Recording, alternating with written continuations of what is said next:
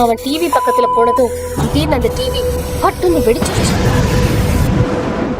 அதுல நெருப்பு பத்திக்குச்சு. விவேக் சீக்கிரமா தண்ணி எடுத்து அது மேல ஊத்துனான். ஆனா அதுக்குள்ள அவன் ரூம் முழுக்க புகை மண்டலமா மாறிடுச்சு. அந்த புகையில விவேக்கு ஒரு உருவம் தெரிஞ்சது. அத பார்த்ததும் விவேக் கொஞ்சம் பயந்து போயிட்டான். விவேக் பயந்துகிட்டே கேட்டான், யாரு யாருங்க? ஆனா விவேக்குக்கு எந்த பதிலும் கிடைக்கல. 2 சிகப்பு கண்கள் மின்றது தெரிஞ்சது. அது மெதுவா அவனை நோக்கிதான் வந்துகிட்டு இருந்துச்சு. விவேக் இப்போ பயங்கரமா பயப்பட ஆரம்பிச்சான். அவன் வீட்ல இருந்து நேரா மொட்டை மாடிக்கு ஓட ஆரம்பிச்சான். ஆனா அந்த நிழல் அந்த புகையோட சேர்த்து அவனை பின்தொடர்ந்துகிட்டே மொட்டை மாடிக்கும் வந்துருச்சு.